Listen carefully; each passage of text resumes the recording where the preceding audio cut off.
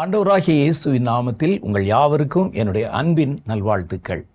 கர்த்தருடைய வசனமும் வார்த்தையும் தான் ஒரு மனிதனை கர்த்தரோடு கூட இணைத்து அந்த இணைப்பை வலுப்படுத்துகிறது. தேவனோடு கூட இருக்கிற உறவு அதிகமாக நெருக்கமானதாக மாறுகிறது. அதனால தான் இந்த வார்த்தைகளை பிரசங்கம் பண்ணுறோம். அப்போ தேவனுடைய பிள்ளைகள் நடுவில் மிக முக்கியமானது என்னன்னு கேட்டால் லைஃப் ஸ்டைல், கர்த்தரோடு கூட இருக்கிற வாழ்க்கை முறை.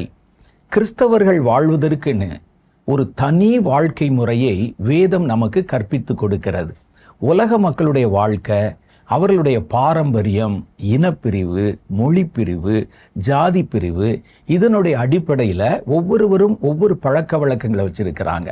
ஆனால் கிறிஸ்து தம்முடைய பிள்ளைகள் நடப்பதற்குன்னு ஒரு பாதையை வைத்திருக்கிறார். இவங்க இப்படித்தான் வாழணும், இப்படித்தான் பேசணும், இப்படித்தான் ஜீவிக்கணும் என்று கர்த்தர் அவர் சில நியமங்களை நியமித்து வச்சிருக்கிறார். அதன்படி வாழத்தான் கர்த்தருடைய பிள்ளைகள் அழைக்கப்பட்டிருக்கிறாங்க. அதனால நான் ஏற்கனவே சொன்ன மாதிரி கிறிஸ்துவோடு நமக்கு இருக்கிற அந்த தொடர்பு என்பது ஒரு அற்புதத்தை பெறுவதோடு நின்றக்கூடாது. கர்த்தரிடத்திலிருந்து ஒரு ஆசீர்வாதத்தை பெறுவதோடு நின்றக்கூடாது. ஏன்னா அது ரொம்ப நாள் நீடிச்சிருக்கணும். அப்படின்னா நீங்க கர்த்தருக்குள்ளே வளர்ச்சி அடையணும். கர்த்தர் நமக்கென்று கட்டளையிட்டிருக்கிற வாழ்க்கை முறை என்ன என்பதை தெரிந்து கொண்டு அது மாதிரி வாழணும்.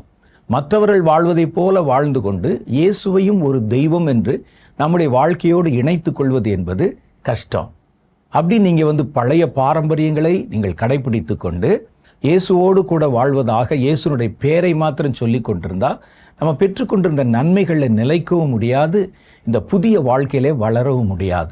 உலகத்தில் பல பேர் பலவிதமான லைஃப் ஸ்டைல் வச்சிருக்கும் போது இயேசு ஏன் ஒரு வாழ்க்கை முறையை நமக்கு சொல்லணும் அப்படின்னு கேட்டால், இயேசு நமக்கு கட்டளையிட்டிருக்கிற வாழ்க்கை முறை என்பது நம்மை பரலோக வாசிகளாக உருவாக்குகிறது.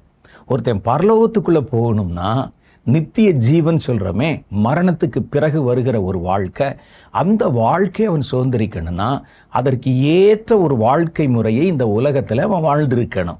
அந்த வாழ்க்கை முறையின் அடிப்படையில் தான் இந்த உலகத்தில் நீங்கள் எப்படி வாழணும், எப்படி பேசணும், ஒரு பிரச்சனையை எப்படி அணுகணும் என்பதை பற்றியெல்லாம் கர்த்தர் நமக்கு தெளிவாக வெளிப்படுத்தி வேத புஸ்தகத்தில் எழுதி வச்சிருக்கிறார். முதல் காரியம் பாருங்க, கர்த்தரிடத்திலே அன்பு கூறுகிறவன் சகல தீமைகளிலிருந்தும் விலக்கி காத்து கொள்ளப்படுகிறான். சங்கீத புஸ்தகம் 91 அதிகாரம் 14, 15, 16 ஆகிய வசனங்களை வாசி பார்த்தா, அவன் என்னிடத்தில் வாஞ்சையா இருக்கிறபடியினால், அப்படின்னா உங்களுக்கு தெரியும், என்கிட்ட பிரியமா இருக்கிறபடியினால், என்கிட்ட அன்பு கூறுகிறபடியினால், வாஞ்சையா இருக்கிறபடியினால் நான் அவனை விடுவிப்பேன். என் நாமத்தை அவன் அறிந்திருக்கிறபடியினால் அவனை நான் உயர்ந்த அடைக்கலத்தில் வைப்பேன் என்கிறார். அவர் சொல்றாரு, என்கிட்ட அவன் அன்பாயிருக்கிறதுனால அவனை நான் விடுதலை செய்வேன். ஒரு பிரச்சனையில மாட்டிக்கொண்டால், ஆபத்தில் மாட்டிக்கொண்டால் நானே கூட இருந்து அவனை அந்த இக்கட்டுகளிலிருந்து விலக்கி காத்து கொள்வேன் என்று கர்த்தர் வாக்கு பண்ணி இருக்கிறார். அது மாத்திரம் இல்ல, அடுத்த வசனத்தில் சொல்றாரு, அவன் யாரு? வாஞ்சியா இருக்கிறவன் என்னை நோக்கி கூப்பிடுவான், நான் அவனுக்கு மறு உத்தரவு அருளி செய்வேன். பல சமயத்துல பாருங்க, மணிக்கணக்கா ஜெபம் பண்ணாலும், அழுது உருண்டு ஜெபம் பண்ணாலும் ஜெபத்துக்கு பதிலே வருகிறது இல்லை. நமக்கு ஏன், நம்ம எல்லாம் சொன்ன மாதிரி தானே ஜெபம் பண்றோம், ஆனா ஏன் நமக்கு ஒன்றும் வரமாட்டேங்குது, அந்த ஜெபம் ஏன் ஏற்றுக்கொள்ளப்படலை என்று நம்ம யோசிக்கிறோம். வேதம் சொல்லுது, வாஞ்சையா இருக்கிறவன், கர்த்தரிடத்தில் அன்பா இருக்கிறவன், அவரை நோக்கி கூப்பிட்டால் கர்த்தர் அவனுக்கு மறு உத்தரவு கொடுப்பார், அந்த ஜெபத்துக்கு பதில் கொடுப்பார். அந்த ஜெபம் ஏற்ற ஜெபம் தானா, அதை தருவாரா, அல்லது கொஞ்சம் தாமதமா தருவாரா, அல்லது அந்த காரியம் உனக்கு தேவையில்லைப்பா, அதுக்காக ஜெபம் பண்றதை விட்டுரு, ஏதாவது ஒரு பதில் அவரிடத்திலிருந்து வரும். நான் அவனுக்கு மறு உத்தரவு அருளி செய்வேன். ஆபத்திலே நானே அவனோடு இருந்து அவனை தப்புவித்து அவனை கனப்படுத்துவேன். நீடித்த நாட்களால் அவனை திருப்தியாக்கி என் ரட்சிப்பை அவனுக்கு காண்பிப்பேன். பார்த்தீங்களா, கர்த்தரிடத்திலே அன்பு கூர்ந்தா நீங்க என்னென்ன செய்யணுங்கிறத பற்றி நம்ம பார்த்தோம். கர்த்தர் உங்களுக்கு என்ன செய்வாராம்? ஜெபம் பண்ணும்போது உங்களுக்கு பதில் கொடுப்பார். ஆபத்து நேரத்தில் கூட இருந்து நம்மை அவர் காப்பாற்றுவார். நம்மை கனப்படுத்தவும் கனப்படுத்துவார். நீடித்த நாட்களால் நல்ல பூரண ஆயுசினால அவனை திருப்தியாக்கி என்னுடைய ரட்சிப்பையும் அவனுக்கு காண்பிப்பேன். அதனால தான் தேவனிடத்துல வாஞ்சையாக இருக்கணும், அன்பு கூறணும். அடுத்து 2வது காரியம் பாருங்களேன். தேவனிடத்தில் அன்பு கூறுகிறவர்களுக்கு சகலமும் நன்மைக்கு எதுவாகவே நடக்குமா? எது நன்மையோ, ஒருவேளை துவக்கத்தில் அது தீமை மாதிரி தெரிஞ்சாலும் அடுத்தது அது நன்மையாக வந்து முடிந்துவிடும். ரோமர் 8வது அதிகாரம் 28வது வசனம் அதில் என்ன சொல்லுதுன்னா, அன்றியும் அவருடைய தீர்மானத்தின்படி அழைக்கப்பட்டவர்களாய் தேவனிடத்தில் அன்பு கூறுகிறவர்களுக்கு, அழைக்கப்பட்டவர்கள் மாத்திரம் இல்ல, அழைக்கப்பட்டவர்கள் தேவனிடத்தில் அன்பு கூறணும். அன்பு கூறுகிறவர்களுக்கு சகலமும் நன்மைக்கு ஏதுவாக நடக்கிறது என்று அறிந்திருக்கிறோம். எல்லாமே அவனுக்கு நல்லதுக்கு தான் நடக்குது. சில நேரத்தில் அது ஒரு தீமை மாதிரி தெரியும், ஆனால் அது கடைசியில் ஒரு பெரிய நன்மையாக முடிந்து விடும். இதை கர்த்தர் அவர்களுக்கு வாக்கு பண்ணி இருக்கிறார். அவர்களுடைய வாழ்க்கையில் நன்மைகளை நான் கொடுத்து அவர்களை ஆசீர்வதிப்பேன். அழைக்கப்பட்ட எல்லாருக்குமான்னு கேட்டால் இல்லை. அழைக்கப்பட்டு அவரிடத்தில் அன்பு கூர்ந்த காரியங்களை செய்யணும். ஒரு ஊழியம் செஞ்சாலும், ஒரு சபை நடத்தினாலும், ஒரு காணிக்கை கொடுத்தாலும், நீங்கள் என்ன செய்தாலும் கர்த்தருக்கு அதில் அன்பு கூர்ந்து செய்யணும். சும்மா ஏதோ கடமைக்கு செய்யணும், கடமைக்கு போய் ஊழியம் செய்யணும், கடமைக்கு சபை நடத்தணும், அது பாருங்களேன், இந்த சபை விளங்கவே விளங்காது.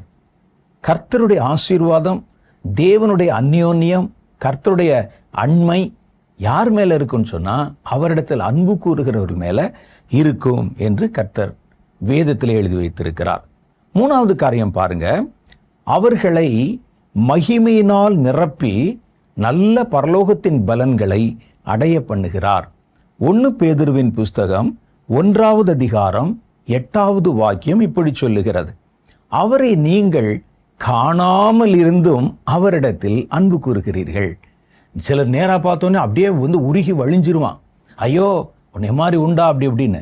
ஆனால் அவர் சொல்கிறார் இந்த இடத்துல, கர்த்தருடைய விசுவாசிகள், அழைக்கப்பட்ட சீஷர்கள், நீங்கள் அவரை பார்க்காமலே அவரிடத்தில் அன்பு கூறுகிறீர்கள்.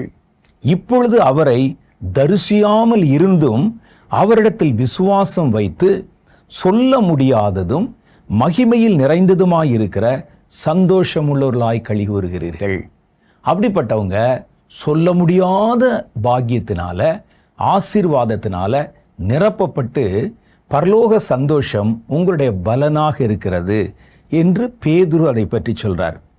அடுத்த காரியம் பாருங்களேன், ஒருவன் கர்த்தரிடத்தில் அன்பா இருந்தா கர்த்தர் அவனோட கூட வந்து வாசம் பண்ணுவார் என்று வேதத்தில் எழுதியிருக்கு.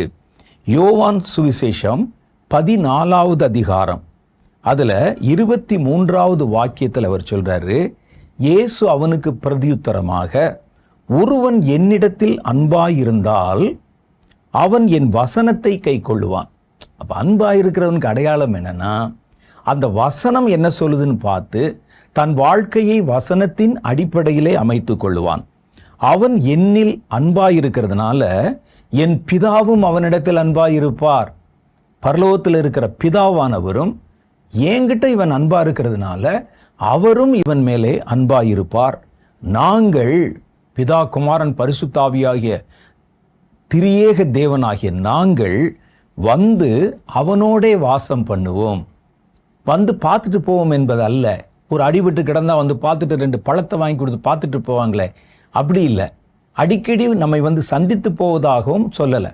வாசம் பண்ணுவோம், அவனோடையே தங்கியிருப்போம், எங்கள் வாழ்க்கையை அவனோட கூட, அவனுடைய வாழ்க்கையை எங்களோட கூட இணைத்து கொண்டிருப்போம் என்றெல்லாம் வாக்கு பண்ணியிருக்கிறார். அடுத்து பாருங்களேன், நித்திய ஜீவ கிரீடத்தை பெறுவார்கள். யாரு? அன்பு கூறுகிறவர்கள். யாக்கோபின் புஸ்தகம் 1வது அதிகாரம் 12வது வாக்கியம் சொல்லுது, சோதனைகளை சகிக்கிற மனுஷன் பாக்கியவான், அவன் உத்தமன் என்று விளங்கின பின்பு கர்த்தர் தம்மிடத்தில் அன்பு கூறுகிறவர்களுக்கு சோதனையை சகிக்கணும். அடுத்து தன்னை எல்லா சோதனையிலும் உத்தமன் என்று விளங்க பண்ணியிருக்கணும். சோதனை வரும்போது சட்டத்துக்கு புறம்பாக, தேவனுடைய வார்த்தைக்கு புறம்பாக ஷார்ட்கட்டெல்லாம் பண்ணிட்டு சோதனை வந்து ஜெயிச்சிட்டோம் அப்படின்னு சொல்லக்கூடாது. சோதனை வரணும். அந்த சோதனையில் நீங்கள் உங்களுடைய உத்தமத்தனத்தை நிரூபித்திருக்கணும். அந்த உத்தமன் என்று அது மாத்திரம் பத்தாதான். அப்படி செய்து தம்மிடத்தில் அன்பு கூறுகிறவர்களுக்கு வாக்குத்தத்தம் பண்ணின ஜீவ கிரீடத்தை கொடுப்பேன், அவன் அதை பெறுவான். சோதனைகளை சகிக்கிற மனுஷன் பாக்கியவான், அவன் உத்தமன் என்று விளங்கின பின்பு கர்த்தர் தம்மிடத்தில் அன்பு கூறுகிறவர்களுக்கு வாக்குத்தத்தம் பண்ணின ஜீவ கிரீடத்தை பெறுவான். பரலோகத்தில் ஜீவ கிரீடம், அதோடைய மதிப்பு என்ன, அதனால என்னென்ன நன்மை இருக்குன்னு உங்களுக்கு இப்போ சொன்னால் புரியாது. பரலோகத்தில் தேவன் கொடுக்கிற அடையாளம், தேவன் கொடுக்கிற கனம், அது நித்திய கனமாக இருக்கும். அதை இப்போ நம்ம சொன்னால் விளங்கி கொள்ள முடியாது. பரலோகத்துக்கு போகும்போது தான் ஒரு ஜீவ கிரீடத்தினுடைய முக்கியத்துவம் என்ன, கர்த்தர் நமக்கு வைத்திருக்கிற நன்மைகளின் முக்கியத்துவம் என்ன என்பதை அதில் தெரிந்து கொள்ள முடியும். உலகத்தில் ஒரு வேர்ல்டு கப்பு நீங்கள் வாங்கினாலும் அது கொஞ்ச காலம்தான். அடுத்தவர் வந்து உங்களுடைய சாதனையை முறியடித்து அவர் ஒரு வேர்ல்டு கப் வாங்கிட்டா உங்கள் கப்புக்கு மரியாதை போயிடும். அல்லது ஒருவேளை மரணம் வந்தாலோ அல்லது வேறொரு காரியம் வந்தாலோ அந்த கப்பை வச்சு நீங்கள் ஒரு டீ கூட குடிக்க முடியாது. ஆனால் பரலோகத்திலே நம்ம பெற்றுக்கொள்ளுகிற அந்த ஜீவ கிரீடம் என்பது நிரந்தரமானது, நிரந்தரமான ஒரு ஸ்தானத்தையும் கனத்தையும் கொடுக்கக்கூடியது.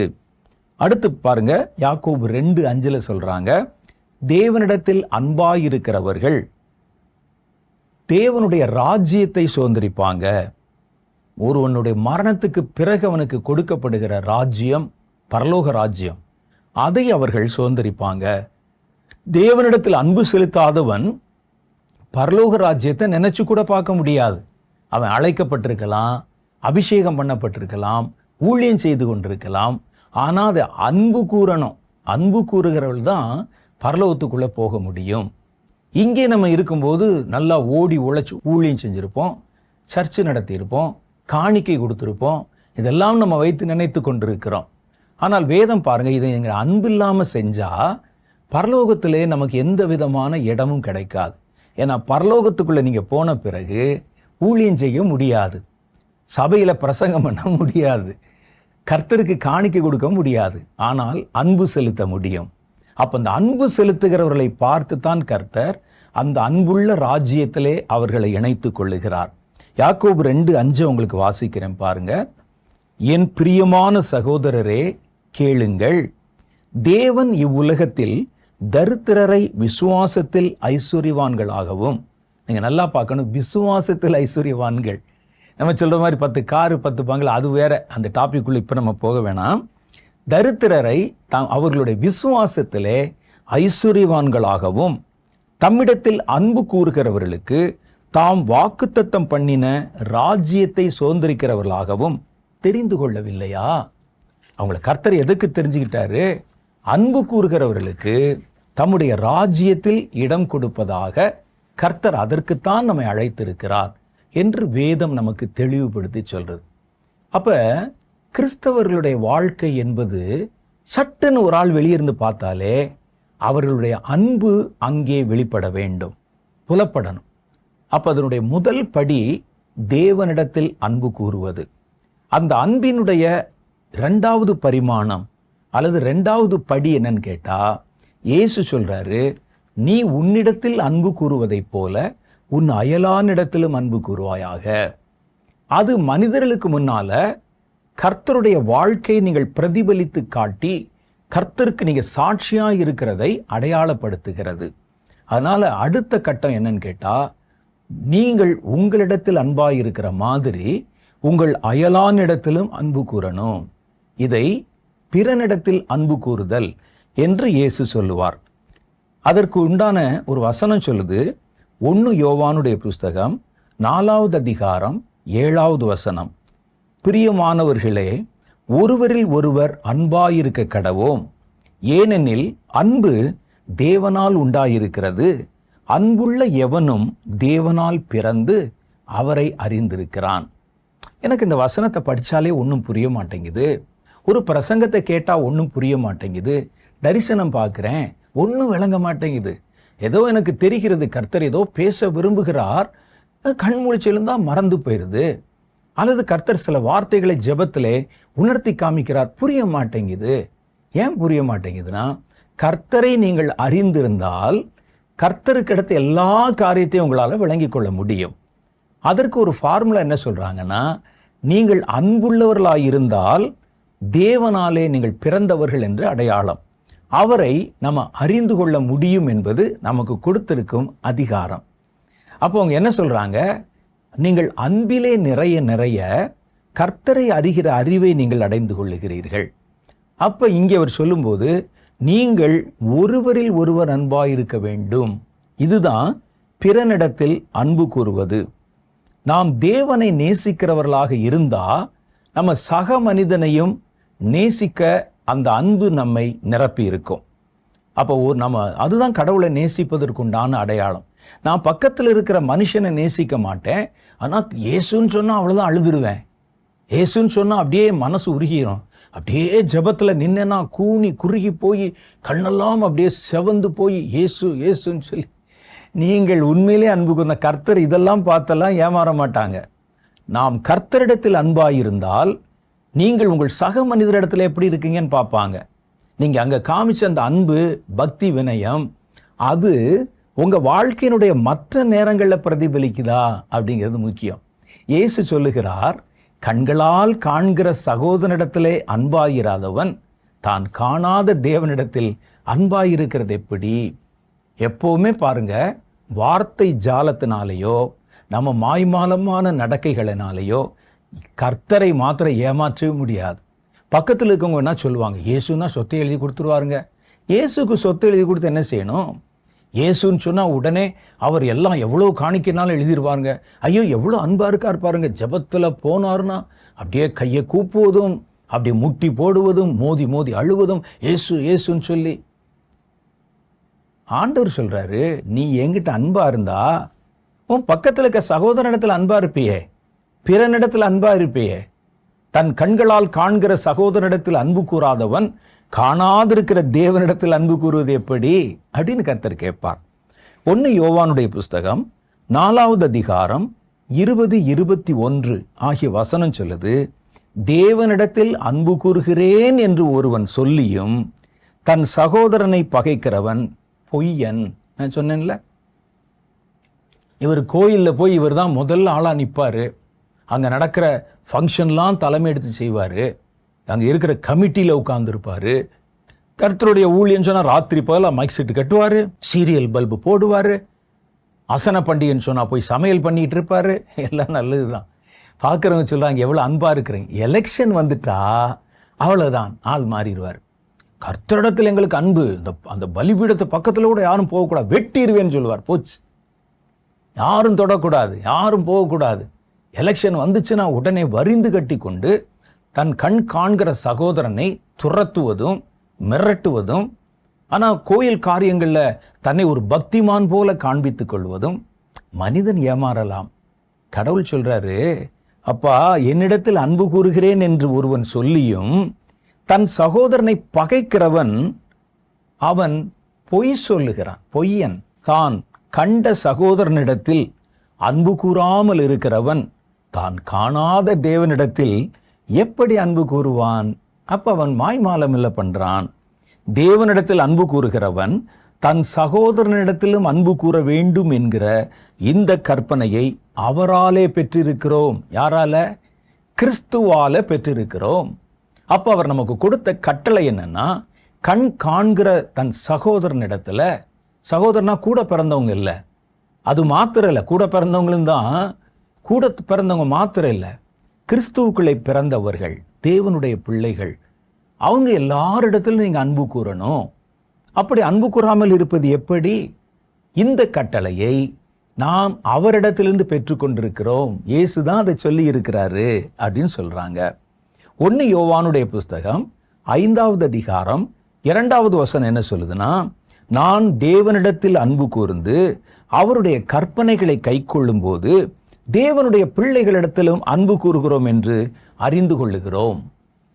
அப்ப நீங்க கர்த்தரிடத்துல அன்பு கூர்ந்தா பக்கத்தில் இருக்கிற சக மனிதனிடத்துல அன்பு கூறாமல் இருக்க முடியாது உங்களுக்கு. அப்ப இந்த பிறனிடத்தில் அன்பு கூறுவது என்பதுல 2-3 டைப் இருக்கு. ஒன்று பாருங்க, பிறனிடத்தில் அன்பு கூறுவதுன்னா தன்னுடைய உறவான தன் சொந்த சகோதரர்களிடத்துல தங்கள் குடும்பத்தில் அவங்க மேல கூறுகிற அன்பு ஒரு டைப்பு.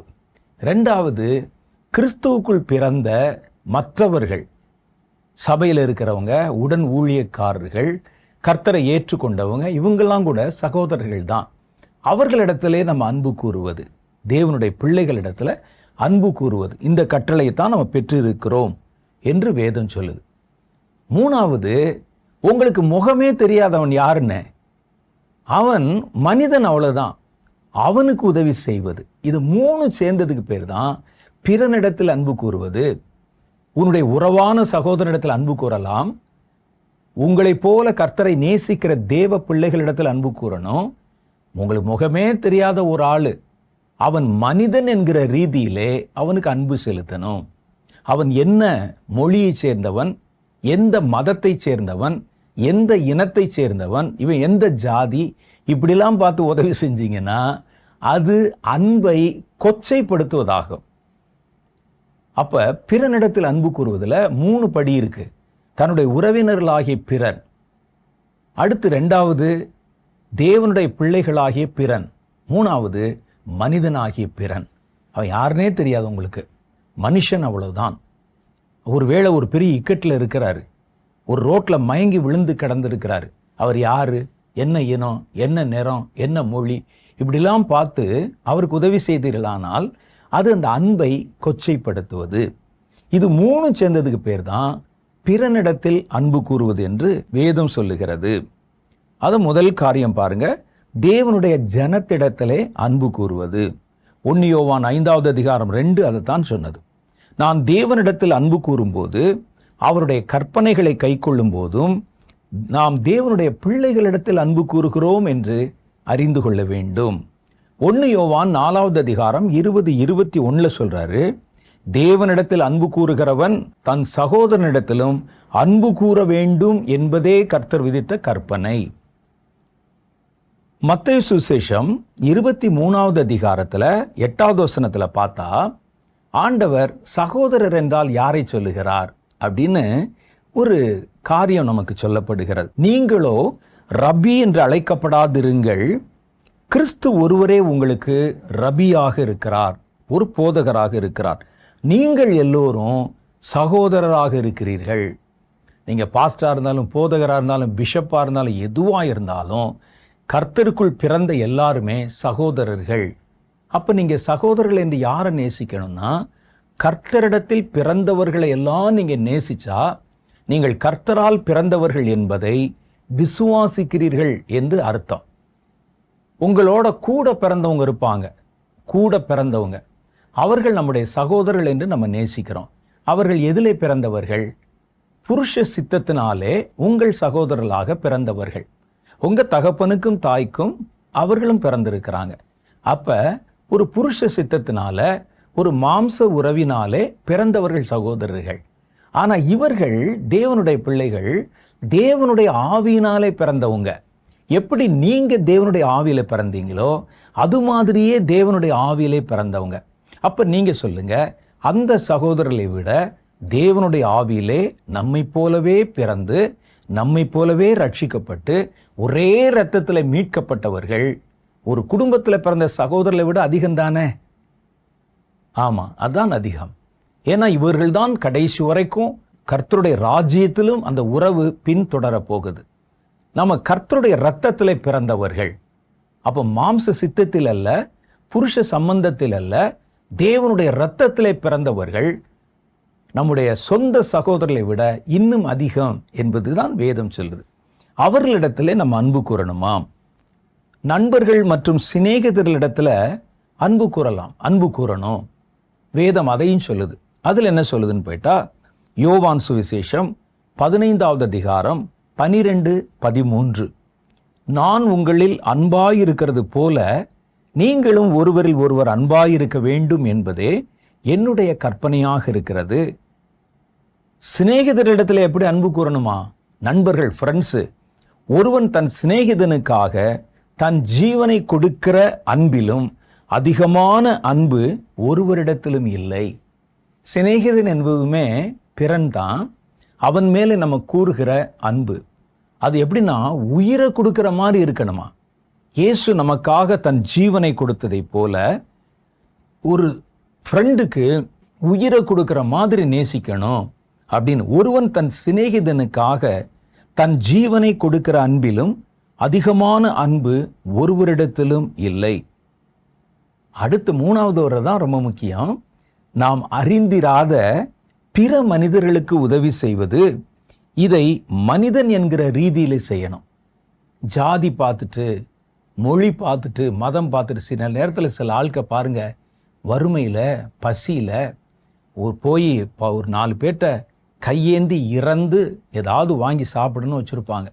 அப்போ ஜனங்கள் சுலபமாய் தங்கள் கேட்கும் பொழுது யாசகம் கொடுக்கணும் அப்படின்னா அவர்களுடைய மனதை கவரணுங்கிறதுக்காக சில மத சின்னங்களை அணிந்து கொள்வாங்க. ஒரு சிலர் மாட்டை பிடிச்சிட்டு வருவாங்க.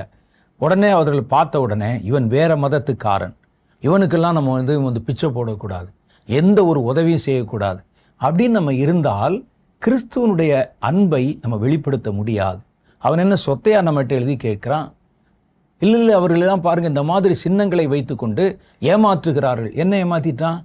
நீங்கள் மிஞ்சி போனால் எவ்வளோ ஒரு 5 ரூபா போடுவீங்களா? இந்த 5 ரூபாயை ஏமாற்றி அவன் மாட மாளிகை வாங்க போகிறதும் இல்லை. அந்த 5 ரூபாயை ஏமாந்ததுனால நீங்கள் தெருவில் வந்து நிற்கவும் போகிறதில்ல. இல்லை, நாங்கள் பார்க்குறோம் அவன் வந்து சில மத சின்னங்களை அணிந்திருக்கிறான். இவர்களுக்கு போய் நம்ம எப்படி உதவி செய்வது? மத சின்னத்துக்கு நம்ம உதவி செய்யல, அந்த மனிதனுக்கு உதவி செய்கிறோம். அந்த சின்னத்தை அவன் வைத்திருப்பதே யாராவது 10 பைசா போடுவாங்களாங்கிறதுக்கு தான். அப்போ நம்முடைய அன்பு இன்னும் பெருசாக இருக்கணும். நாம் ஒரே இனத்தில் ஒரே மதத்தில் கிறிஸ்தவர்களாய் பார்த்துவோம். பேர் என்ன? ஞானஸ்நானம் பெற்றிருக்கியா? அபிஷேகம் பண்ணப்பட்டிருக்கியா? அந்நிய பாஷை பேசு. கேட்டுட்டு ஒரு 10 ரூபா போட்டால் அதில் என்ன இருக்குது? நம்முடைய அன்பு என்பது அன்பு கூறுகிற விஷயத்தில் அது இனத்தை, மொழியை, ஜாதியை உடைத்து கொண்டு அந்த அன்பு வெளிப்படுத்தப்பட வேண்டும். பாருங்களேன், அன்பு கூறுவதற்கு பிறர்கள் மேல் அன்பு கூற வந்தவர்கள் எவ்வளவுலாம் செஞ்சிருக்கிறாங்க. அன்னை தெரேசாவை பார்க்கிறோம். அவர்கள் இந்தியாவுக்கு வந்தபோது நிறைய லெப்பர்ஸ், குஷ்டரோகிகள், அவங்க படுகிற கஷ்டங்களை பார்த்து நல்ல செல்வ செழிப்பில் தன்னுடைய நாட்டில் இருந்தவங்க இங்கே வந்து ஒரு ஆசிரமம் அமைத்து யாரும் தொடுவதற்கு கூச்சப்படுகிறவருடைய புண்களை கழுவி கட்டு போட்டு சாப்பாடு ஊட்டி விட்டு, அவன் யாரு, எந்த மதம், எந்த மொழி கேட்கிறதே கிடையாது, எல்லாரையும் நேசித்து. அதான் கிறிஸ்துவனுடைய அன்பு. கிறிஸ்து தன்னுடைய மதத்தை சேர்ந்தவர்களைத்தான் ரட்சிக்க வேண்டும் என்று கர்த்தர் ரட்சிப்பதில்லை. நான் என்னிடத்தில் வருகிறவனை புறம்பே தள்ளேன். அவன் யாரா இருந்தாலும் சரி என்கிட்ட வரலாம். எங்கிடத்தில் வருகிறவனை புறம்பே தள்ளேன். ஒருவேளை நீங்கள் வேற மத பிரிவை சேர்ந்தவர்களாக இருக்கலாம். ஒரு நாள் வந்து யாரோ சொன்னாங்க, இயேசுநாதரிடத்துல போய் உன் பிரச்சனையை சொல்லுமா, கர்த்தர் உன்னை குணமாக்குவார் சொன்னாங்க. கேட்டு நம்பி வந்தீங்களே. அப்போ இயேசு உங்களை பார்த்து நீ எந்த மதத்தை சேர்ந்தவள் அப்படின்னு உங்கள்கிட்ட கேட்டாரா? நான் என்னிடத்தில் வருகிறவனை புறம்பே தள்ளேன். மனிதனை மனிதனுக்காக நேசியுங்கள். அவன் எந்த மதத்தை சேர்ந்தான் என்ன, ஒரு நேரம் பசியில் இருக்கிறான், கொடுங்க, உதவி செய்யுங்க. அவர்களுடைய இக்கட்டில் அவர்களுக்கு உதவி செய்யுங்க. நீ என்ன மொழி, என்ன இனம், ஆதார் கார்டு பார்த்துட்டு, ஜாதி கார்டு பார்த்துட்டு, அபிஷேகம் பண்ணப்பட்டிருக்க விசாரித்து உதவி செய்தால் அந்த அன்பு என்பதே அதில் அடிபட்டு போயிடுது. இந்த ஜாதி மதம் என்கிற ஃபில்டரில் போட்டிங்கன்னா கடைசியில் அந்த அன்பிலே எதுவுமே மிஞ்சாது. ஆகவே தான் வேதம் சொல்லுது, நீங்கள் அறிந்திராத பிற மனிதர்களுக்கும் நீங்கள் உதவி செய்ய வேண்டும் என்பது கர்த்தருடைய ஒரு கட்டளை. இவர்களைத்தான் பிறன் என்று வேதம் சொல்லுகிறது. லூக்கா சுவிசேஷம் 10வது அதிகாரம் 29வது வசனத்தில் ஒரு சம்பவம் நடக்கிறது. அப்போ ஒருவன் நல்ல ஐஸ்வர்யம் உள்ளவன், பிறந்ததிலிருந்தே கோயில், சர்ச்சு, அங்கே சொல்லப்படுகிற சத்தியங்கள், பழைய ஏற்பாட்டு கால கட்டளைகள் இதெல்லாம் கடைபிடிக்கிறவன். அவன் வந்து தன்னை நீதிமான் என்று காண்பித்து கொள்ள விரும்பி இயேசுவை நோக்கி, எனக்கு பிறன் யார், நீங்கள் சொல்கிறீங்களே பிறனிடத்தில் அன்பு கூறணும், பிறனிடத்தில் அன்பு கூறணும் அப்படின்னு சொல்கிறீங்களே, பிறன் என்றால் யார்? அயலானிடத்தில் அன்பு கூறுன்னு சொல்கிறீங்களே, அயலான் என்றால் யாரு? எனக்கு அதை நீங்கள் அடையாளம் காட்டணும் அப்படின்னு கேட்குறான். அப்போ இயேசு பிரதியுத்தரமாக ஒரு சம்பவத்தை சொல்லுகிறார். என்ன சொல்றார் பாருங்க, 30வது வசனம் சொல்லுது, இயேசு பிரதியுத்தரமாக ஒரு மனுஷன் எருசலேமிலிருந்து எரிகோவுக்கு போகையிலே கள்ளர் கையிலே அகப்பட்டான்.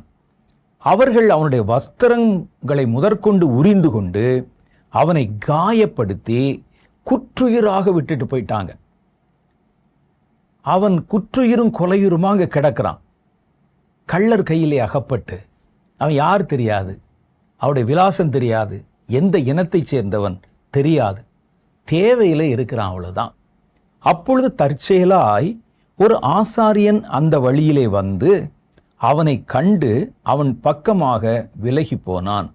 அந்தப்படியே ஒரு லேவியனும் அந்த இடத்துக்கு வந்து அவனை கண்டு பக்கமாய் விலகி போனான். பின்பு சமாரியன் ஒருவன் பிரயாணமாய் வருகையிலே அவனை கண்டு மனதுருகி. முதல்ல பார்க்குறோம், குற்றுயிரும் கொலையுறும், மூச்சு அப்படியே இழுத்துக்கிட்டு இருக்குது, ரத்தம் அப்படியே வடிஞ்சிருக்குது, அவனுடைய வஸ்திரமெல்லாம் எடுத்தாச்சு, மேலெல்லாம் பார்த்தீங்கன்னா புழுதி, காயம், அடி வாங்கி இப்போ செத்து போயிடுவாங்கிற மாதிரி ஒரு நிலைமை, அப்படியே புலம்பிட்டு இருக்கிறான். அந்த வழியாய் வந்த ஒரு ஆசாரியன் பக்கமாய் விலகி போனான். ஏன்னா இதே சம்பவம் வேறொரு இடத்துல சொல்லும்போது ஓய்வு நாள் என்று சொல்லப்பட்டிருக்கு. ஆசாரியன் என்ன செய்யணும்னு சொன்னால், ஓய்வு நாள் அன்னைக்கு தேவாலயத்துக்கு போய் தன்னுடைய கடமைகளை நிறைவேற்றணும். கடவுளுக்கு செய்ய வேண்டிய வேலைகள் அங்கு தேவாலயத்தில் அந்த ஓய்வு நாளில் அவன் செய்வதற்கான சில கடமைகள் இருந்தது. அதை செய்ய போகிறான். அந்த போகிற வழியில் ஒருத்தன் அப்படி அடிபட்டு கிடந்து அவனை தொட்டா, அவனை சுகமாக்கினா, அவனுடைய ரத்தமெல்லாம் என்னுடைய சட்டையிலே பற்றுச்சுன்னா, ஒன்று நான் நேரத்துக்கு கோயிலுக்கு போக முடியாது, ரெண்டாவது இரத்த காயத்தில் இருக்கிறவன் தொட்டுட்டா நான் தீட்டுப்பட்டவனாகி விடுவேன். இந்த வாரம் அவ்வளோதான், ஆராதனை போச்சு. நான் ஒரு நாள் முழுவதும் அந்த தீட்டு கழிவதற்காக சாயந்தரம் வரைக்கும் வீட்டில் காத்திருக்கணும். அது பழைய ஏற்பாட்டு காலத்தில் சொல்லப்பட்ட ஒரு சட்டம். ஒரு செத்தவனை தொட்டுட்டாலோ, ஒரு காயப்பட்டவனை தொட்டுட்டாலோ, இரத்த விளாராக இருக்கிறவனை தொட்டுட்டாலோ, ஓய்வு நாளில் ஒரு நாள் முழுவதும் அவன் வீட்டில் ஒரு இடத்துல ஓரத்தில் உட்கார வைக்கப்பட்டிருக்கணும். சாயந்தரம் 6 மணி ஆனவுடனே தலைக்கு தண்ணி ஊற்றிட்டு அவனுடைய தீட்டு கழியும். அப்போ இப்படி ஆகிருமே, அன்னைக்கு அப்போ நான் செய்ய வேண்டிய ஊழியம் செய்ய முடியாமல் போயிருமே அப்படின்னு நினச்சி அவன் இருந்தாலும் யோசித்தான், கடவுள் முக்கியமா, தேவனுடைய ஊழியம் முக்கியமா, இந்த சாக போகிற மனிதன் முக்கியமா? நமக்கு கடவுள் தான் முக்கியம், கட்டளைகள் முக்கியம் என்று கடந்து போய்விட்டான். இரண்டாவது ஆள் பாருங்க, இரண்டாவது ஆள் ஒரு லேவியன். இவரும் அங்கே கோயிலுக்கு தான் போறாரு. இவர் செய்வதற்கும் தேவாலயத்திலே சில கடமைகள் இருக்கிறது. அவன் அந்த இடத்துக்கு வந்து அவனை கண்டு பக்கமாய் விலகி போனான். நம்ம தொட்டா இது ஒட்டிக்கொள்ளும், நாமும் ஒரு நாள் முழுவதும் அப்படியே வீட்டுக்குள்ளே நுழைய முடியாமல் தீட்டுப்பட்டவனாக வைக்கப்பட்டிருப்போம், நமக்கு எதுக்கு வம்பு அப்படின்னு விலகி போனான். நாலாவது பாருங்க, சமாரியன் ஒருவன் பிரயாணமாய் வருகையிலே, அந்த வழியா ஒரு சமாரியாவை சேர்ந்த ஒருவன் பிரயாணமாய் வருகையில் அவனை கண்டு மனதுருகி. இன்னும் சில பேர் இந்த இடத்தோட நிறுத்திக்கிடுவாங்க. சில நேரத்தில் ரோட்டில் பார்ப்போம், அப்படியே அடிபட்டு கிடப்பாங்க, நின்று அடடடா அப்படின்னு சொல்லிட்டு அப்படியே தன் வழியே போயிடுவாங்க. இவன் நின்று மனதுருகி. இது வரைக்கும் செய்கிறவங்க இருக்காங்க, நிறையா பேர் வருவாங்க, சில இடத்துல ரோட்டில் அடிபட்டு காயத்தில் கிடக்கும், அப்படியே வண்டியை நிறுத்தி எட்டி பார்ப்பாங்க, அடடடாடான்னு சொல்லுவாங்க. இப்போ உள்ள காலத்தில் இன்னும் ஒரு படி போய் ஃபோனை வச்சு அப்படியே படம் எடுத்து அதை வாட்ஸ்அப்பில் போடுவாங்க, ஃபேஸ்புக்கில் போடுவாங்க. போட்டு பாருங்கள், ஃப்ரெஷ்ஷாக ஒரு ஆக்சிடெண்ட்டு, நாங்கள் வருகிற வழியில் இன்னும் ரோட்டில் இதை பார்த்தோம் அப்படின்னு போட்டு போவாங்க. இவன் மனதுருகி இதோடு நின்று விடவில்லை. அடுத்து என்ன செய்தான் பாருங்கள், கிட்டே அவனுடைய காயங்களிலே எண்ணெயையும் திராட்சரசத்தையும் வார்த்து, அவனுடைய பையிலே இருந்த எண்ணெய் எடுத்து அவன் வைத்திருந்த திராட்சரசம் அடிபட்ட ரணங்களை ஆற்றும் வலிமை உள்ளது. ஒரு மருந்து மாதிரி. அடிபட்டுச்சுன்னா யுத்த களங்களில் திராட்சரசத்தை எடுத்து அப்படியே மேலே ஊற்றுவாங்க, அது சுகமாக்கும் சொல்லுவாங்க. திராட்சரசத்தை வார்த்து அவனுடைய காயங்களை கட்டி அவனை தனது சுய வாகனத்தில் ஏற்றிக்கொண்டு, ஒருவேளை அவன் குதிரையில் வந்திருக்கலாம், கோவேறு கழுதையில் வந்திருக்கலாம், ஒட்டகத்தில் கூட வந்திருக்கலாம். அவன் தன்னுடைய சுய வாகனத்தில் ஏற்றிக்கொண்டு சத்திரத்துக்கு கொண்டு போய் அவனை பராமரித்தான். அந்த காலங்களில் சத்திரங்கள் கட்டி வச்சிருப்பாங்க, லாட்ஜு மாதிரி. அதில் கொண்டு போய் வச்சு அவனை பராமரித்தான். மறுநாளிலே இப்போ பார்த்தீங்கன்னா கொஞ்சம் ஆசுவாசம் அடைந்து அவனுடைய ஜீவன் அவனுக்குள் திரும்பி வந்துருச்சு. நினைவு இழந்து போனவனுக்கு நினைவு வந்துருச்சு. இனி ஆபத்து இல்லை, தப்பிச்சுக்கிடுவான் அப்படின்னு தெரிந்த போது மறுநாளிலே அவன் புறப்படும் போது, அப்போதும் கூட தன்னுடைய கடமை அவன் விட்டுவிடவில்லை. 2 பணத்தை எடுத்து சத்திரத்துக்காரன் கையிலே கொடுத்து, நீ இவனை விசாரித்துக்கொள், நீ பார்த்துக்க, அதிகமாக ஏதாகிலும் இவனுக்காக செலவழித்தால் நான் திரும்பி வரும்போது அதை உனக்கு தருவேன் என்றான். இப்படி இருக்க கள்ளர் கையில் அகப்பட்டவனுக்கு இந்த 3 பேரிலே எவன் பிறனாயிருந்தான் என்று கேட்டார். அதற்கு அவன், அவனுக்கு இரக்கம் செய்தவனே என்றான். அப்பொழுது இயேசு அவனை நோக்கி, நீயும் போய் அந்தப்படியே செய். ஒரு ஆள் அடிபட்டு கிடக்கும்போது அவன் தன்னுடைய ஊழியம்தான் பெருசுன்னு போனானே, அவன் தான் பெரியவன் அப்படின்னு கர்த்தர் சொல்லலை. கர்த்தர் என்ன எதிர்பார்க்கிறார்னா, முதல்ல ஒரு மனிதன் அடிபட்டு கிடக்கும், அவனை பாரு. அது நீ தேவாலயத்தில் போய் அந்த பிரகாரங்களில் நின்று செய்த ஜெபத்தை விட, நீ செய்ய போகிற அந்த ஊழியத்தை விட இது பெருசு. ஒரு மனிதனுடைய ஜீவனை காப்பாற்றுவது ரொம்ப பெருசு. அங்கே போய் என்ன செய்வ? கூட்டத்தோட நின்றுட்டு பாட்டு பாடிக்கிட்டு இருப்ப. அதை விட இது ஒரு பெரிய காரியம். கர்த்தர் அதைத்தான் சொல்றார். இதில் யார் பெரியவனாய் இருந்தான், யார் அவனுக்கு பிறனாய் இருந்தான்? அப்போ அவன் சொல்லுகிறான், இரக்கம் செய்தவனே, அப்படியானால் நீயும் போய் அப்படியே செய். அதான் கர்த்தர் நமக்கு கொடுத்த ஒரு கட்டளை. மற்றவர்களை நேசிக்கணும், மற்றவருடைய ஜீவனை குறித்த பொறுப்பு நமக்கு வேணும். இதை அப்படியே நீங்கள் எடுத்து பாருங்க. இயேசு நமக்கு செய்த வாழ்க்கைக்கு சாட்சியாக இருக்கிறார். நம்ம அடிபட்டு கிடந்தோம், பாவத்தில் கிடந்தோம், துன்மார்க்கத்தில் மரணத்துக்கு சமீபமாக இருந்தோம், அந்நியர்களைப் போல இருந்தோம். பழைய ஏற்பாட்டு கட்டளைகள் நம்மை கடந்து போனது கண்டுகொள்ளவில்லை. பழைய ஏற்பாட்டு சட்டதிட்டங்கள் கடந்து போனது கண்டுகொள்ளவில்லை. நல்ல சமாரியனாக இயேசு நம் வழியிலே கடந்து வந்த போது நம்மளை பார்த்து, நம்ம தொட்டு, அபிஷேகம் பண்ணி, காயங்கட்டி, நம்மை பராமரிக்கிறவர்கள் கையில், சபையின் கையில் நம்மை கர்த்தர் ஒப்பு கொடுத்துட்டு, நான் போகிறேன், போயிட்டு நான் திரும்ப வரும்போது, 2வது வருகையில் வரும்போது உனக்கு வேண்டிய நன்மைகளை தருவேன்னு பாதுகாக்கிறவர்கள் கையிலே ஒப்பு கொடுத்து போனார். அப்போ இந்த பாதுகாக்கிறவனுக்கு இப்போ அந்த பிறனை காக்கக்கூடிய கடமை வந்து விட்டது. யாருக்கு? சர்ச்சு, சபை, சத்திரக்காரன், அவன் கையில் இவனை பாதுகாக்கிற வேலை வந்துருச்சு. அப்போ இவன் என்ன செய்யணும்? அவனை பிறன் என்று கருதாமல், நல்ல சமாரியன் எப்படி தனக்கு பிறனாய் இருந்தவனுக்கு உதவி செய்தானோ, அதே மாதிரி உங்கள் கையில் ஒப்பு கொடுக்கப்பட்ட பிறனையும் நீங்கள் நேசித்து உங்க ஆத்துமா மாதிரி அவனை பாதுகாத்து கொள்ளணும். அதைத்தான் கர்த்தர் நமக்கு சொல்லுகிறார். நம்ம எப்படி அன்பு கூறணும்னு வேதம் சொல்லுதுன்னா, அதுக்கு ஒரு ஸ்கேல் வச்சிருக்குது. என்ன ஸ்கேலு? நாம் நம்மிடத்தில் அன்பு கூறுவது மாதிரி. உங்களை உங்களுக்கு எவ்வளோ பிடிக்கும், உங்களை நீங்கள் எவ்வளோ நேசிப்பீங்க, அந்த அளவுக்கு நீங்கள் உங்கள் அயலானை நேசிக்க வேண்டும். அது நேசிக்க முடியுமா? கஷ்டம்தான். ஆனால் என்ன செய்வது? கர்த்தர் சொல்றாரு, நீ அதைத்தான் செய்யணும். அந்த நேசத்தை தான் நான் பிறன் மேல் செலுத்துகிற அன்புன்னு அங்கீகரிப்பேன். நீங்கள் உடனே யோசிச்சு பார்க்கணும், இது எனக்கு வந்திருந்தா நான் என்னென்ன விதமான உதவிகளை எதிர்பார்ப்பேன், என்னென்ன விதமான நன்மைகளை மற்றவர்கள் எனக்கு செய்யணும்னு யோசிப்பேன். அதை நான் அவனுக்கு செய்யணும். அந்த இடத்துல நீங்கள் உங்களை பொருத்தி பார்க்கணும்.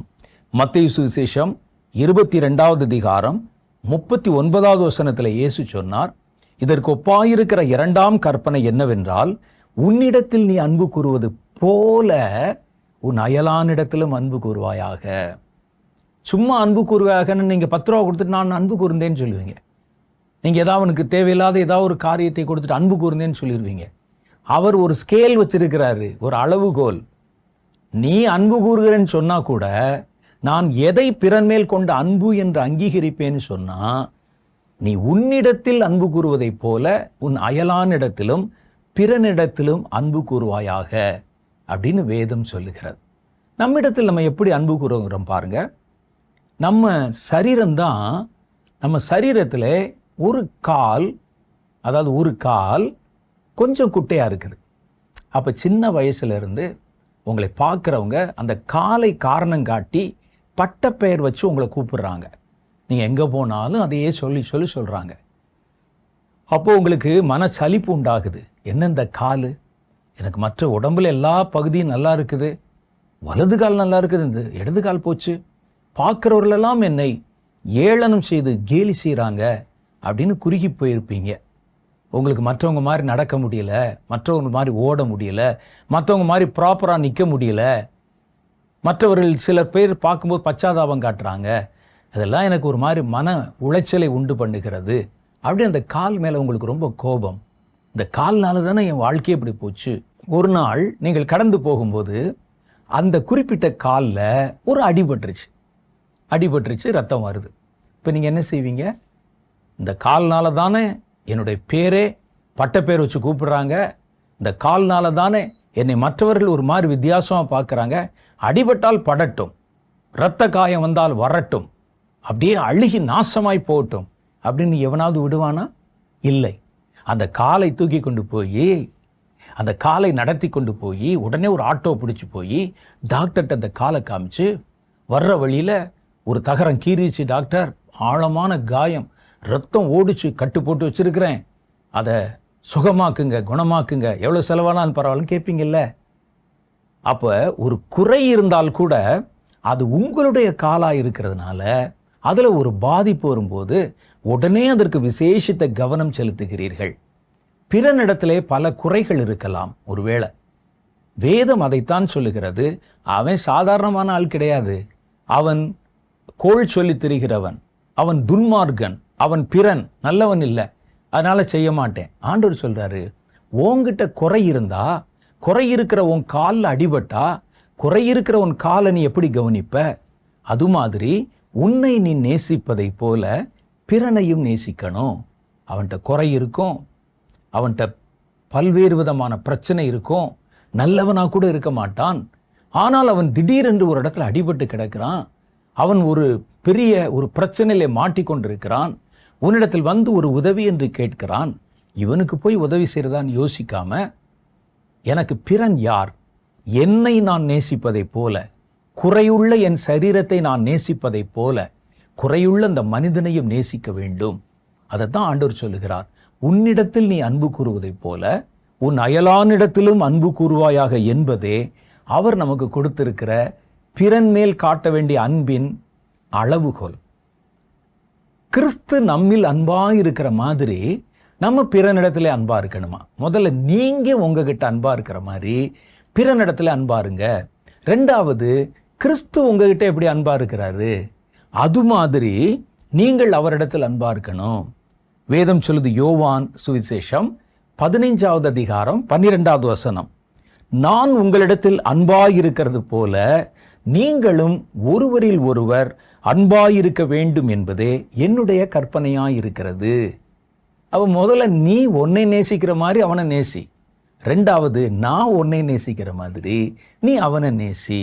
பார்த்தீங்களா, கர்த்தர் நம்மிடத்தில் எப்படி அன்பு கூர்ந்தார் உங்களுக்கு தெரியும். ஒரு காலங்களிலே பகைவர்களாகவும் துரோகிகளாகவும் இருந்த நம்மை தம்முடைய சிலுவையில் சிந்தின இரத்தத்தினால மீட்டு கொண்டு இவ்வளவாய் நம்மிடத்தில் அன்பு கூர்ந்தவர். அதோட முடிஞ்சிருச்சா? இயேசுவை ஏற்றுக்கொண்டு உள்ளே வந்த பிறகு சும்மா இருந்தோமா? நம்ம அப்புறமும் பலமுறை பாவம் செய்து, கர்த்தர் விரும்பாத காரியங்களை செய்து, அவருக்கு எரிச்சல் மூட்டி, கோபத்தை மூட்டி வந்து, ஆண்டவரே தெரியாமல் செஞ்சிட்டேன் மன்னிச்சுக்கங்க என்று சொல்லும்போது கர்த்தர் அவைகளை ஒரு வினாடியில் மன்னித்து நம்மை கழுவுகிறாரே. பாவம் செஞ்சுட்டு ரட்சிக்கப்பட்டு வந்த பிறகு எல்லாருமே அதே அந்த ரட்சிப்பில் முதல் நாள் பெற்ற ரட்சிப்பு மாதிரி நம்ம நிற்கிறோமான்னு பாருங்க. இல்லை, நாள் போக்கில் மறுபடியும் தவறு செய்து கர்த்தரை எரிச்சல் மூட்டி எல்லாம் செஞ்சுட்டு ஒரு பிரச்சனை வந்த உடனே ஓடி போய் ஆண்டவர்கிட்ட கேட்ட உடனே அவர் நம்மை குற்றம் சாட்டுவதே இல்லை. உடனே முதல்ல பிரச்சனையை பார்த்து தீர்த்து வைத்து விட்டு இனி பாவம் செய்யாதே என்று கர்த்தர் அவர்களுக்கு சொல்லி அவர்களை அங்கிருந்து அனுப்புகிறார். வியாதியோடு வந்தவனை பார்த்து ஆண்டவர் உட்கார சொல்லி, அப்பா முதல்ல உட்காரு, பாவத்தை குறித்தும் அதனுடைய வியாக்கியானங்களை குறித்தும் உனக்கு நான் ஒரு பெரிய பிரீஃபாக ஒரு 1.5 மணி நேரம் ஒரு பிரசங்கம் இருக்குது, அதை கேளு. கேட்ட பிறகு நான் உன்னை சுகமாக்குவேன் அப்படின்னு கர்த்தர் சொன்னதில்லை. ஒருவன் வருகிறான், வேதனையோடு வருகிறான். முதல்ல அவனுக்கு அவனுடைய பிரச்சனை கர்த்தர் தீர்த்து வைத்து அவனை சுகமாக்கி போகும்போது ஒரு சின்ன அட்வைஸு, இனி உனக்கு அதிக கேடானது உண்டாகாதபடிக்கு இனி பாவம் செய்யாதே அப்படின்னு சொல்லி அனுப்புறதை பார்க்குறோம். இதான கர்த்தருடைய அணுகுமுறை. இதை போல நம்ம பிறனை நேசிக்க வேண்டும். பல தடவைகள் விழுந்த போதிலும், பல தடவைகள் தேவனிடத்தில் ஒப்புரவாக கடந்து போன போதிலும், அது எல்லாவற்றையும் மன்னித்து விட்டு கர்த்தர் நம்மை மறுபடியும் பலமுறை ஏற்றுக்கொண்டாரே, அதே போல நாமும் அவர்களை ஏற்றுக்கொள்ள பழகணும். அப்படி இல்லாவிட்டால் பிறன் மேல் நான் அன்பு பாராட்டுகிறேன் என்று சொல்லுவதில் எந்த அர்த்தமும் இல்லை, வேதம் சொல்லுது. அப்போ அன்பு கூர்ந்தா நம்ம என்னங்க செய்யணும்? அவர்களுக்கு நன்மை செய்யுங்கள், பிறருக்கு உதவி செய்யுங்கள். கலாத்தியர்கள் நிருபம் 5வது அதிகாரம் 13வது வசனத்தில் சொல்றாரு, சகோதரரே, நீங்கள் சுயாதீனத்திற்கு அழைக்கப்பட்டவர்கள். இந்த சுயாதீனத்தை நீங்கள் மாம்சத்துக்கு ஏதுவாக அனுசரியாமல் அன்பினாலே ஒருவருக்கு ஒருவர் ஊழியம் செய்யுங்கள். ஒருத்தர் மேல ஒருத்தர் அவங்களுக்கு செய்ய வேண்டிய நன்மைகளை செய்யுங்கள். அதே கலாத்தியர்ல 6வது அதிகாரம் 2வது வசனத்தில் சொல்லுகிறார், ஒருவர் பாரத்தை ஒருவர் சுமந்து கொண்டு இப்படியே கிறிஸ்துவின் பிரமாணத்தை நிறைவேற்றுங்கள். இந்த ஒருவர் பாரத்தை ஒருவர் சுமப்பது என்பது கிறிஸ்துவனுடைய பிரமாணம். ஆமா, அவர் உங்க பாரம், ஏன் பாரம் எல்லாவற்றையும் தன் தோளில் சுமந்து கொண்டு நம்முடைய தண்டனைகளை அவர் வாங்கி கொண்டு நம்மை விடுதலை செய்யும் அதிகாரத்தினாலே நம்மை விடுதலை செய்கிறார். அப்போ ஒருவனுடைய கஷ்டம் வரும்போது அதை எவ்வளவு தூரம் நீங்க தூக்க முடியும்னு பாருங்க, அதில் எவ்வளவு தூரம் அதை நீங்கள் ஏற்றுக்கொள்ள முடியும்னு பாருங்கன்னு வேதம் நமக்கு கற்பித்து சொல்லுகிறது. 1 யோவானுடைய புஸ்தகம் 3வது அதிகாரம் 17வது வசனத்தில் சொல்லுகிறார், ஒருவன் இவ்வுலக ஆஸ்தி உடையவனாக இருந்து தன் சகோதரனுக்கு குறைச்சல் உண்டு என்று கண்டு தன் இருதயத்தை அவனுக்கு அடைத்து கொண்டால் அவனுக்குள் தேவ அன்பு நிலை கொள்ளுகிறது எப்படி? என் பிள்ளைகளே, வசனத்தினாலும் நாவினாலும் அல்ல, கிரியைகளினாலும் உண்மையினாலும் அன்பு கூற கடவோம். இவர் வேற ஒரு ஆங்கிள் காமிக்கிறாரு. அவர் என்ன சொல்றாருன்னா, உங்கள்கிட்ட பணம் இருக்கு, இல்லாட்டா போய் நீ கடன் வாங்கி கஷ்டப்பட்டெல்லாம் செய்யணும்னு அவசியம் இல்லை.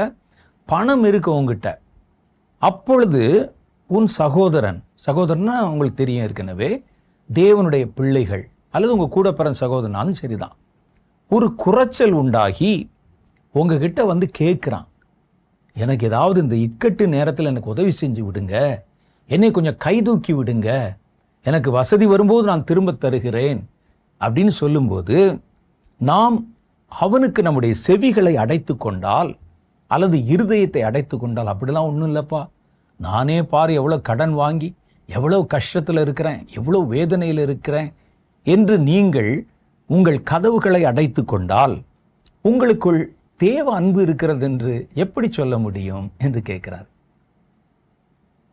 செய்வதற்கு உங்களுக்கு ஒருவேளை வசதி இல்லாட்டா பரவாயில்ல, வழி இல்லாட்டா பரவாயில்ல.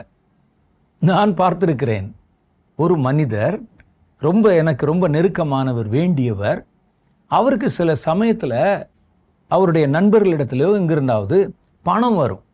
பணம் வந்தால் 1 லட்சம் 2 லட்சம் அந்த மாதிரி சில பல லட்சங்கள் வரும். அவரிடத்துல வேலை செய்த ஒரு வேலையாள் ஒருவர் இருந்தார்.